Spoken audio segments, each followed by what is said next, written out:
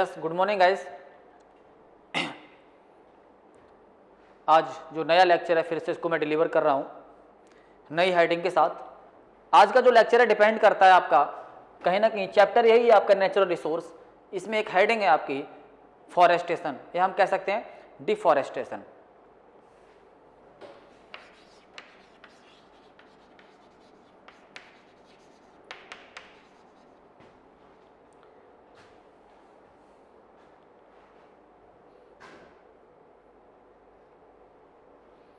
Deforestation guys, actually यदि इस topic की हम बात करें, मीन्स ऑफ डिफॉरेस्टेशन, एक्चुअली कहीं ना कहीं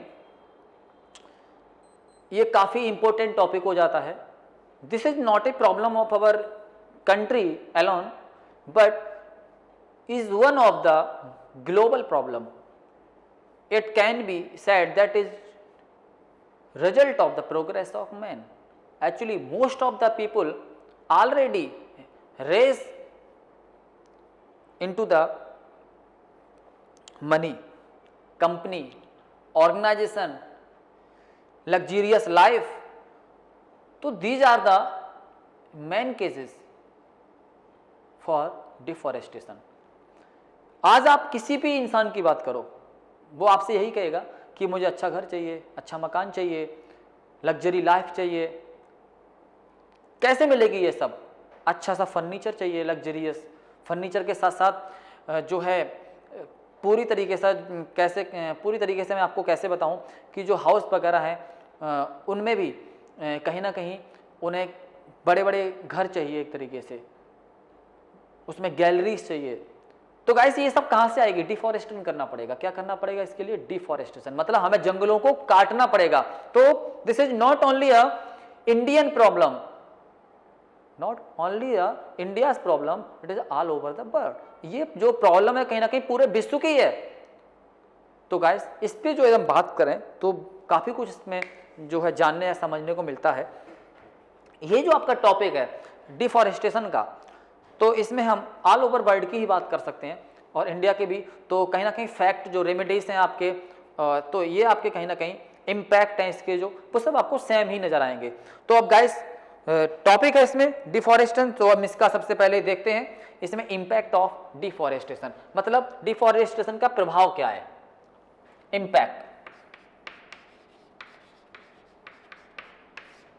इम्पैक्ट ऑफ डिफॉरेस्टेशन। सबसे पहले तो भाई क्या इसके इम्पैक्ट है? इम्पैक्ट देख लेते हैं सबसे पहले, इससे क्या चीजें ऐसी हैं जो इसके प्रभाव क्या हैं। तो सबसे पहले तो इसका ये प्रभाव है, the quantity of carbon dioxide increase in our atmosphere. The quantity of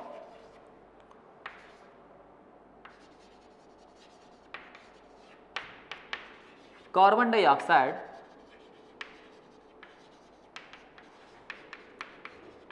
increase in our atmosphere.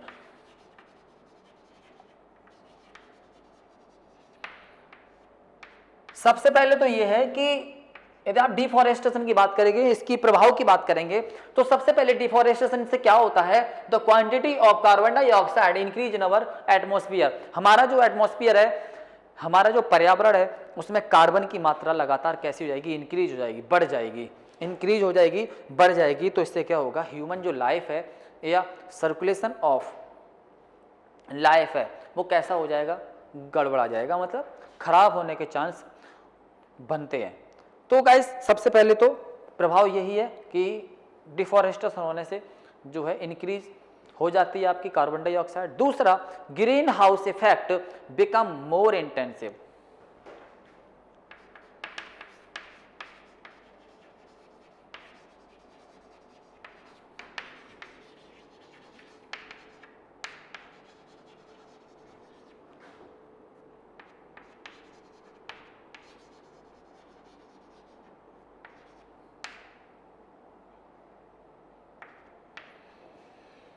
Green house जो इफेक्ट है एक तरीके से मोर इंटेंसिव, मतलब और भी ज्यादा खतरनाक हो जाता है, बढ़ जाता है, घना हो जाता है, फैल जाता है।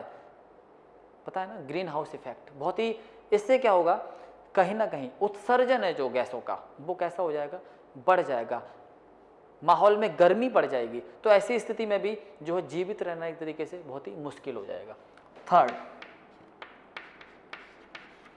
थर्ड इंपैक्ट इसका देखते हैं, तो improving in the soil erosion.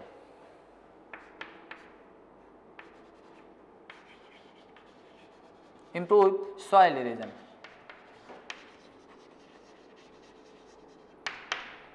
क्या होगा जब पेड़ ही नहीं होंगे, तो हमने एक फैक्टर पढ़ा था इसका कि जो आपका सॉइल इरोजन कब होता है, जब पेड़ नहीं होते हैं।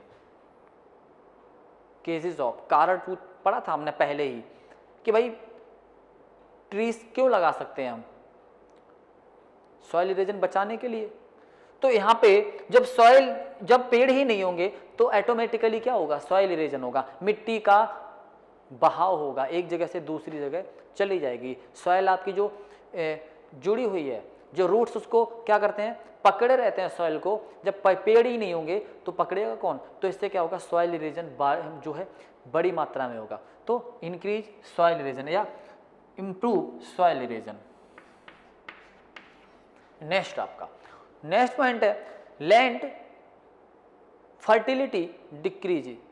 क्या कह सकते हैं, सॉइल फर्टिलिटी, सॉइल या फील्ड फर्टिलिटी डिक्रीजेस। सॉइल की जो फर्टिलिटी है, मृदा की जो फर्टिलिटी है, मतलब उपजाऊ जो पन होता है, वो कैसा हो जाएगा, डिक्रीज हो जाएगा।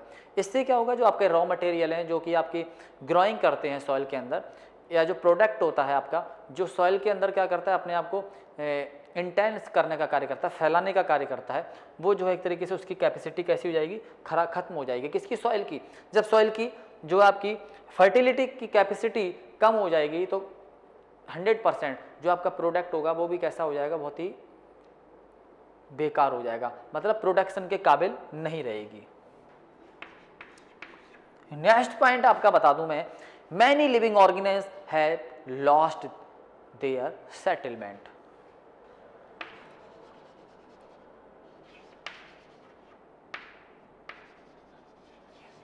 लिविंग ऑर्गेनिज्म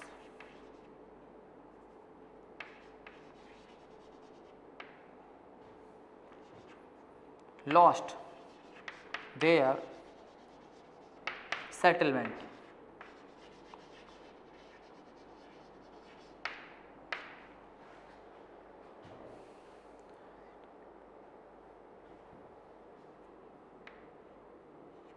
सेटलमेंट, इससे क्या होगा, जो लिविंग ऑर्गन्स हैं, कौन, लिविंग ऑर्गन्स, या कह सकते हो लिविंग ऑर्गन्स बोल सकते हो, RGANI, ऑर्गेनिज्म। लिविंग जो ऑर्गेनिज्म है, जो जीवाणु है, एक तरीके से जीव हैं, वो एक तरीके से क्या कर देंगे, अपना सेटलमेंट खो देंगे। कैसा कर देंगे, खो देंगे, मतलब अपना घर खो देंगे। क्योंकि ज़्यादातर आप देखोगे जो बर्ड्स वगैरह हैं, वाइल्ड एनिमल्स वगैरह हैं, वो कहीं पेड़ों के नीचे या पेड़ों के ऊपर क्या करते हैं, अपने रहने का स्थान बनाते हैं। और जब पेड़ ही नहीं होंगे तो उनका रहने का स्थान कैसा हो जाएगा, लॉस्ट हो जाएगा। जब अपना घर खो देंगे तो कहीं ना कहीं ये भी एक बड़ी प्रॉब्लम है, तो ये भी एक प्रॉब्लम आएगी। नेक्स्ट आप एक और पॉइंट जो आप प्रॉब्लम इसमें ऐड करें कि availability of water decrease and temperature of environment में बी इंक्रीज। क्या प्रॉब्लम एक और बढ़ जाएगी, availability of water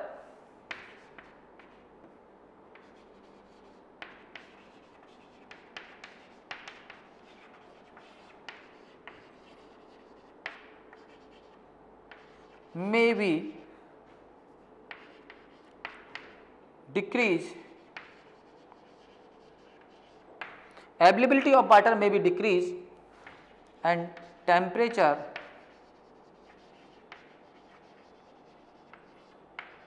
may be increased.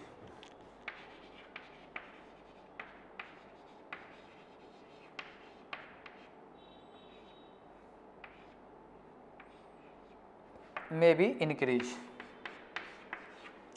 इससे क्या होगा, जो वाटर की अवेलेबिलिटी है वो कम हो जाएगी, कहीं ना कहीं वो नीचे चला जाएगा। तो ऐसी स्थिति में क्या होगा, जब पानी की मात्रा कम हो जाएगी तो टेम्परेचर जो है एक तरीके से, पेड़ नहीं होंगे तो जो रे ऑफ सन है उनको रोकने वाला कौन होगा। तो जब ऐसी स्थिति आएगी तो आपके एनवायरनमेंट का जो टेम्परेचर है वो कहीं ना कहीं बढ़ जाएगा। फिर नेक्स्ट आपका पॉइंट है carnivorous animals killing the domestic animals.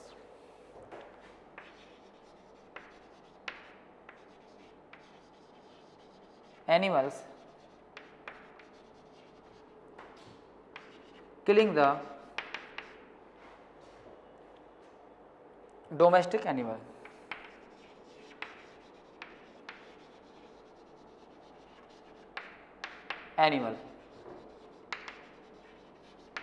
Killing the domestic animals of those shepherd who lives near the forest. Those shepherd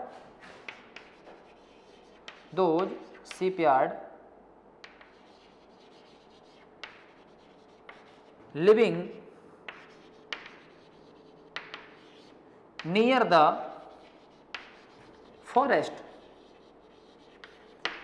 मतलब अब जो लास्ट वाला पॉइंट है वो ये है कि कहीं ना कहीं जो कार्निवोरस आपके एनिमल्स हैं, कार्निवोरस जो एनिमल्स हैं, मतलब ऐसे एनिमल्स जो मांसाहारी होते हैं, वो क्या करेंगे, जब आप पेड़ पौधों को काट लेंगे तो वो आपके जो डोमेस्टिक जो घरेलू जानवर हैं उनको क्या कर देंगे, मार देंगे। And those shipyard living there the forest, near the forest, ऐसे शिपयार्ड मतलब ऐसे जो आपके सामाजिक जानवर जो कि फॉरेस्ट के आसपास होंगे उनको भी वो क्या करेंगे, खत्म कर देंगे। कौन, कार्निवोरस। कार्निवोरस मतलब जो मांसाहारी जीव होते हैं, जैसे शेर है आपका, लॉयन है, टाइगर है आपका, पैंथर है, ये सब क्या करेंगे, आपकी जो शेपयार्ड है, जैसे कि डॉग है आपका, है ना, सीप वगैरह है आपका, है ना, गॉट है, इन सबको कहीं ना कहीं मारने का काम शुरू कर देंगे, क्योंकि हम उनके घरों में रहेंगे ना कि वो हमारे घरों में। हमने जंगलों को काटा है, तो ये स्थिति बनने पर भी काफी प्रॉब्लम क्रिएट हो जाएगी गाइस। तो ये क्या था आपका इंपैक्ट ऑफ डिफॉरेस्टेशन, मतलब डिफॉरेस्टेशन से क्या प्रभाव पड़ेगा गाइस। तो प्रभाव आप देख लीजिए, ये एक तरीके से क्या है, ऐसे प्रभाव है जो डिफॉरेस्ट होने पर पड़ेंगे। अब आपकी नेक्स्ट हेडिंग उसको समझाने की कोशिश करता हूं, जो कि फॉरेस्टेशन के ऊपर ही है, डिपेंड है आपकी फॉरेस्टेशन के ऊपर ही।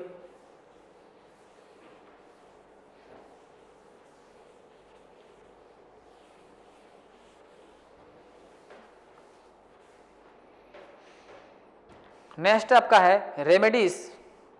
देखो अभी तक थे आपके प्रभाव, हमने अभी तक जो इंपैक्ट ऑफ डिफॉरेस्टेशन पढ़े थे, इसके प्रभाव क्या होंगे, हर चीज कैसी हो जाएगी, बढ़ जाएगी, प्रॉब्लम क्रिएट होंगी।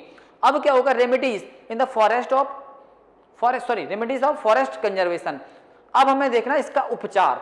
अभी तक हमने प्रभाव दे, भाई हमें ये प्रॉब्लम हुई, अब जो प्रॉब्लम है उसका हमें उपचार कैसे करना है, तो वो हम देखते हैं। Remedies,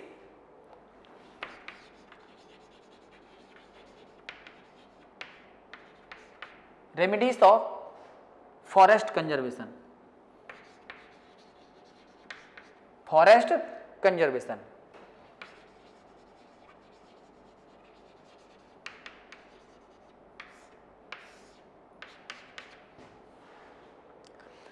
remedies of forest conservation, तो सबसे पहले इसका उपचार क्या है, find the option of would.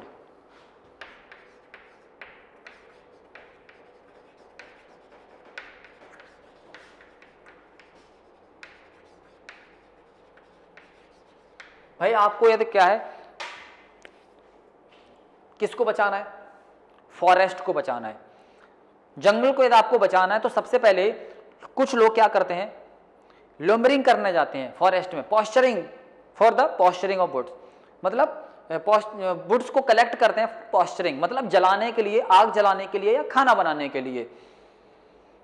Collection of woods जो लोग करते हैं या लुम्बरिंग ऑफ वुड्स करते हैं, उनका मकसद होता है फॉर डोमेस्टिक यूज या इंडस्ट्रियल यूज। तो सबसे पहले हमें क्या करना है, उनके इस्तेमाल को कम करना है। किस चीज के, वुड्स के इस्तेमाल को। तो find the option of woods, हमें सबसे पहले वुड्स की जगह कोई एक ऐसा ऑप्शन लाना होगा जो कि वुड्स का काम कर सके। लकड़ी का काम कोई और चीज कर सकेगी तो हम लकड़ी को क्यों काटेंगे, जंगलों को क्यों काटेंगे। तो ये हो गया हमारा क्या, एक टेक्निकल या साइंटिफिक रीजन कि भाई हमें क्या करना है, वुड्स के अपोजिट कोई ऐसी चीज को लाना है जो कि हमारा क्या क्या कर सके, वुड्स के इस्तेमाल की जगह इस्तेमाल हो सके। तो हम क्या कर सकते हैं, उसकी जगह कई तरीके के ऑयल हैं आपके, उनको इस्तेमाल कर सकते हैं। वुड्स की जगह कोल वगैरह को इस्तेमाल कर सकते हैं। तो ऑप्शनली किसी नई चीज को क्या करना है, हमें इस्तेमाल करना है। दूसरा तरीका है strictly control those industries which receive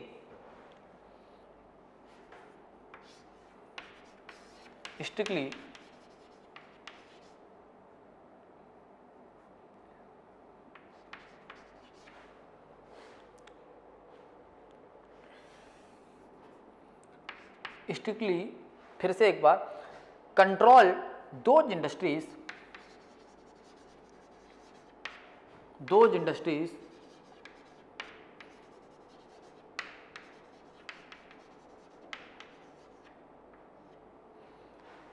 strictly control those industries which receive their raw material,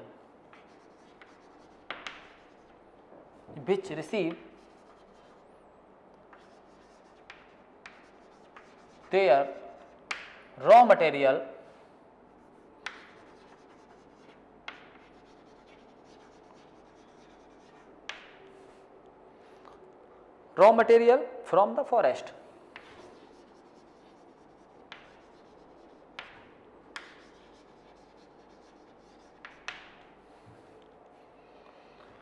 हमें स्ट्रिक्टली क्या करना है, अब उन इंडस्ट्रीज को बैन करना है या कंट्रोल करना है जो रॉ मटेरियल इस्तेमाल करती हैं, किस चीज का, फॉरेस्ट का, या फॉरेस्ट से लगातार रॉ मटेरियल की जो अवेलेबिलिटी होती है उनको इस्तेमाल करने का कार्य करती हैं।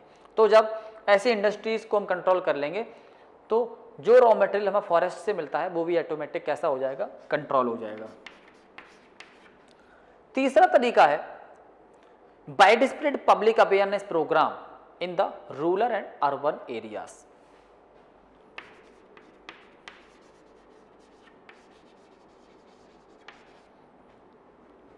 widespread public aware program,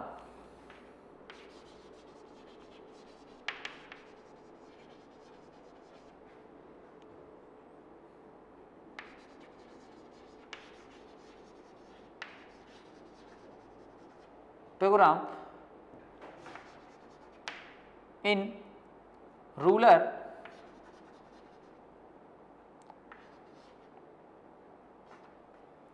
and urban area।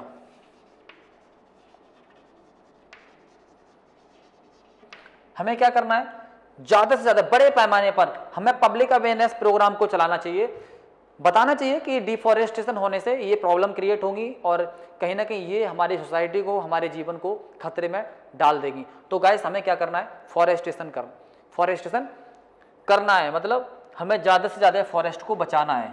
Save forest and live long life, मतलब आप फॉरेस्ट को सेव करोगे, सुरक्षित रखोगे तो आप लंबा जीवन जी सकते हो। नेक्स्ट आपका forest awareness strategy should be included in the syllabus।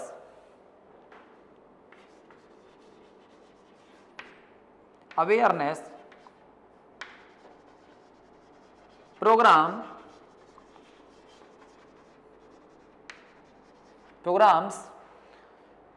strategy, programs कह सकते हो, स्ट्रैटेजी बोल सकते हो,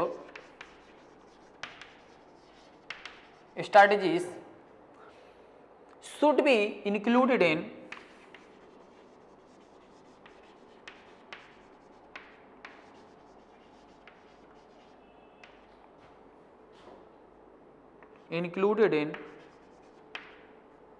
syllabus।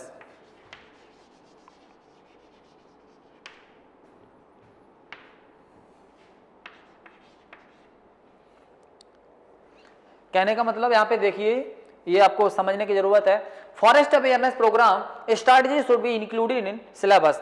हमें जो स्कूल के पाठ्यक्रम होते हैं, जो भी सिलेबस होता है, उसमें हमें फॉरेस्ट अवेयरनेस जो स्ट्रैटेजी है, योजना है, या योजनाबद्ध तरीके से फॉरेस्ट अवेयरनेस को क्या करना चाहिए, इंक्लूड करना चाहिए उस सिलेबस में, जिससे कि जो चिल्ड्रन है, जो स्टूडेंट हैं, वो जो है फॉरेस्ट डिग्रेडेशन से अवेयर हो सकें और जो है फॉरेस्टेशन कर सकें, या फ्यूचर जनरेशन या फ्यूचर टाइम में वो फॉरेस्ट की जो महत्व, इंपॉर्टेंस है, उसको समझ सकें। नेक्स्ट ये है social forestry and the agro forestry should be developed intensively for the fodder. एक तरीके से social forestry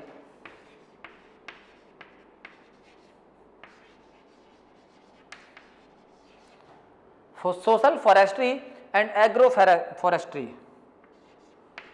agro forestry should be developed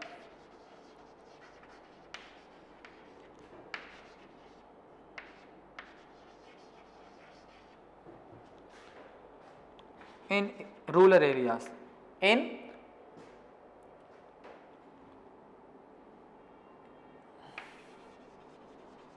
rural areas intensively।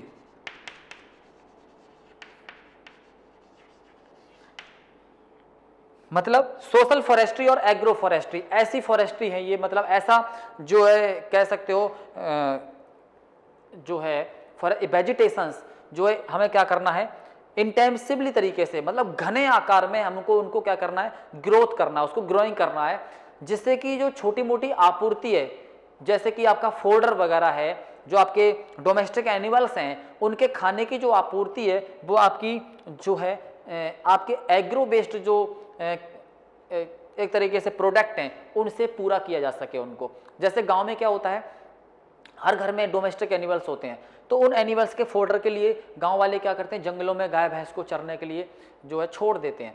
तो गाइस उसकी अपेक्षा में क्या करना है, सोशल फॉरेस्ट्री और एग्रो फॉरेस्ट्री को इंप्रूव करना है। मतलब ऐसे घास फूस जो जंगलों की अपेक्षा हमें अपने आसपास, अपने घर में, अपने घरों के आसपास, अपने खेतों में मिल सकें, ऐसे को हमें क्या करना है, इंटेंसिवली तरीके से ग्रोइंग अप करना है, मतलब उनको बढ़ाना है ना। कई ऐसे हैं जैसे कि आपके मिलेट्स वगैरह हैं, तो इस पूरे पौधे को जो आपका होता है उसको जानवर आसानी से खा सकते हैं।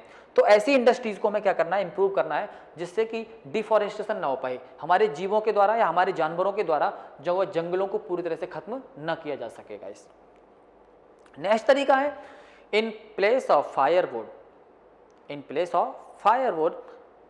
Alternative option like solar energy. In place of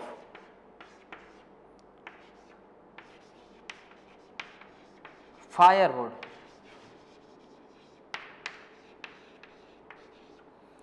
हमें क्या करना है, जहां हम लकड़ियों का इस्तेमाल करते हैं जलाने में, उनको हमें क्या करना, उनकी जगह use alternative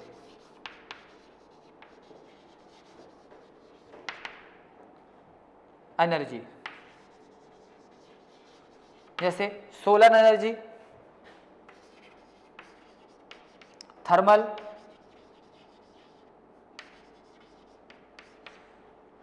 geothermal, sorry thermal geothermal एक ही बात है। फिर एक तरीके से विंड एनर्जी,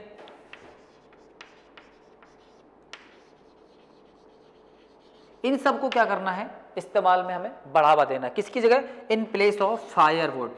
हमें लकड़ियों की जगह दूसरी चीजों को जलाने में समय देना चाहिए या इस्तेमाल करना चाहिए, अल्टरनेटिव यूज करना चाहिए, जैसे कि आपका विंड एनर्जी है, जियोथर्मल एनर्जी है, सोलर एनर्जी है। गाइस ये क्या है, एक तरीके से इसके अल्टरनेटिव यूज हो सकते हैं। Next, control forest fire.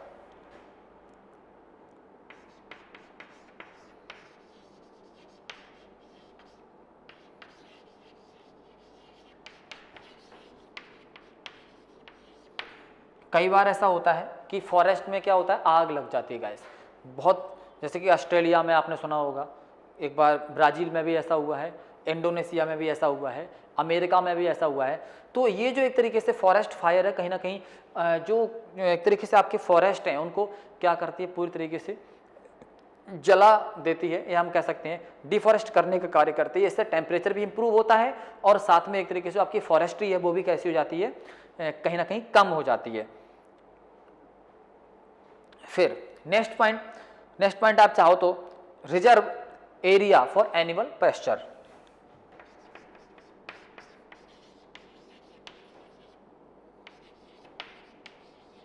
For animal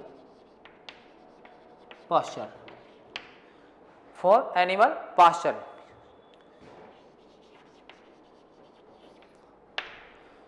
जानवरों को चरने के लिए जो उनका एरिया है उसको क्या करना चाहिए, रिजर्व कर देना चाहिए, है ना। तो जिससे क्या होगा है कि जो एनिमल्स हैं, जो आपके डोमेस्टिक एनिमल्स वगैरह हैं, जो है वो जो है जंगलों की तरफ नहीं जा पाएंगे, और आपके जो जंगली जीवन है, जो जंगली जीव है एक तरीके से बिग टेल्स हैं, वो एक तरीके से आपके डोमेस्टिक जो आसपास जो आपके घरेलू हैं या घर आसपास जो रहते हैं उधर नहीं आएंगे, यदि हम उनके एरिया को क्या करेंगे, पेस्चर कर देंगे, एक लिमिटेड एरिया कर देंगे। तो गाइस ये सब क्या था आपका इस सेकंड जो है एक तरीके से आपके लेक्चर में था। नेक्स्ट लेक्चर में फिर नए टॉपिक के साथ मैं आपको फिर से मिलूंगा, और तब तक के लिए गाइस नमस्कार।